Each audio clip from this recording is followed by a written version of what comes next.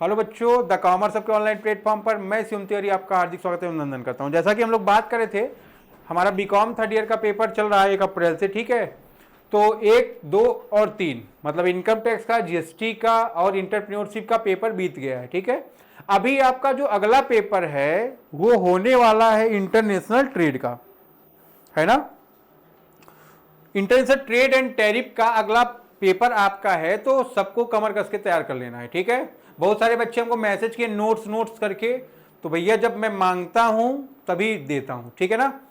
जैसे पेपर हो गया, जब पेपर अपलोड कर लेंगे तभी मांगते हैं, तभी देते हैं, ठीक है। अभी सुमन सर से मांग के मैं आपका कुछ उसमें हेल्प करता हूं, ठीक।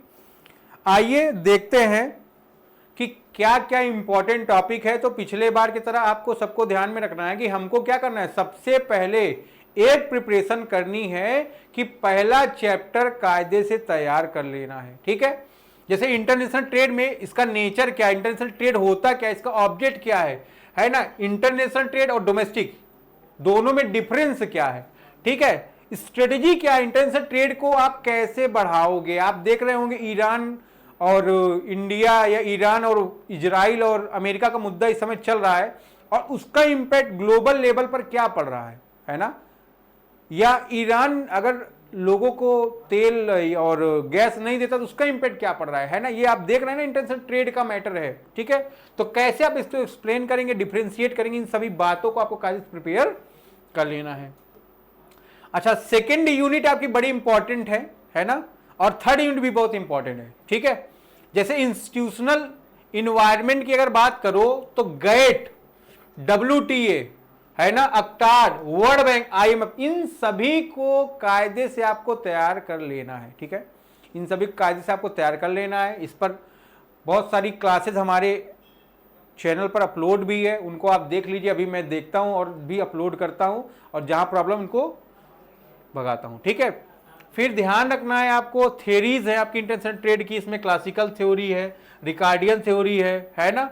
इन सभी थ्योरी पर आपको ध्यान रखना है। इसमें ध्यान रखना है आपको जो क्लासिकल थ्योरी है, रिकार्डियन थ्योरी, ये दोनों आप जरूर पढ़ के जाइए, ठीक है। हेक्सर-ओलिन थ्योरी भी आप पढ़ सकते हैं भाई। अब इसमें 4 थ्योरी है तो मैं क्या बताऊं। एंटी डंपिंग ड्यूटीज का मैटर आपका अपलोड है ना। इसकी meaning, principle, agreement, determination of normal value, export price, है ना, इंस्टीट्यूशनल एग्रीमेंट एंड प्रोसीजर इसका क्या है, इन सबको कायदे से आप पढ़ सकते हो, है ना। ध्यान रखो, ठीक है। एंटी डंपिंग का मैटर भी आपके लिए ज्यादा फायदेमंद रहेगा। फिर सब्सिडीज एंड काउंटरवेलिंग ड्यूटीज, ठीक है। तो ये दोनों आपस में रिलेटेड मैटर, इसकी भी क्लास मैंने अपलोड की है। सब्सिडी का मतलब क्या होता है, गवर्नमेंट जो आपको प्रोवाइड करे अपनी तरफ से, जिसके लिए आपको कुछ पे ना करना पड़े, वो क्या हो गया आपका सब्सिडीज हो गया, ठीक है। फिर काउंटर वेलिंग ड्यूटी क्या होती है, एंटी डंपिंग ड्यूटी और काउंटर वेलिंग ड्यूटी कायदे से पढ़ के जाएगा, दोनों डिफरेंशिएट भी आपको करना रहेगा, ठीक है। Exchange meaning, characteristics, objective technique, अगर आप चाहो एक्सचेंज कंट्रोल को ध्यान में रख सकते हो, ठीक है।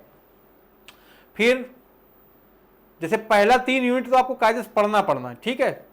उसके बाद आपको ध्यान रखना है फॉरेन ट्रेड प्रमोशन मेजर्स को, ठीक है। जैसे इसमें आपका सेज हो गया, फिर EOU हो गया, measures of promoting foreign investment into and from India, इसको भी आपको कायदे कर लेना है, ठीक है। इंपोर्ट एंड कस्टम ड्यूटीज, ठीक है। अगर आप चाहो tariff and non tariff measures में नेचर ऑब्जेक्ट, है ना, custom duty, role of custom का इंटरनेशनल ट्रेड में, इसको भी आप पढ़ सकते हो, ठीक है।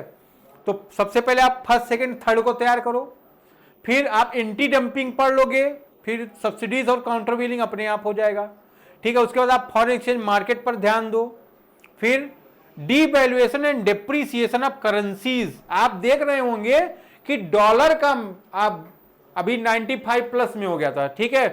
फिर क्या किया गया, उसको बराबर किया गया, अभी 92 पॉइंट कुछ में या 93 के आसपास है, ठीक है। तो ये भी एक गहन मुद्दा है, आप इसको करंट सिनेरियो के पर्पज से भी तैयार कर सकते हो। बाकी ये सब्जेक्ट आपको बहुत अच्छा है।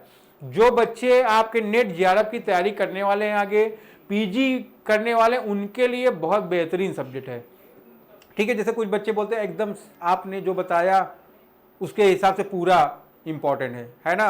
मैं ये नहीं बताता कि आप ये पढ़ लो, मैं ये बताता हूं आप ये सब पढ़ो।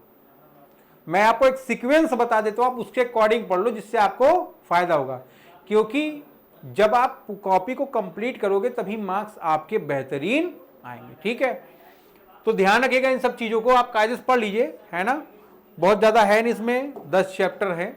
ठीक है, तो करते रहिए। बाकी अभी मैं नोट्स का प्रबंध कर रहा हूं, आपको देने का प्रयास करता हूं, लेकिन ध्यान रखना पहला 3 यूनिट कायदे से करना है ना, उसके बाद ये 9th पे आ जाना है आपको, फिर एक्सचेंज कंट्रोल पर, फॉरेन एक्सचेंज मार्केट पर भी ध्यान देना है। ठीक है, उसके बाद अगर आप चाहो चीजों को छोड़ भी सकते हो। चलो फिर मिलते हैं हम लोग अगली बात पर। ठीक है।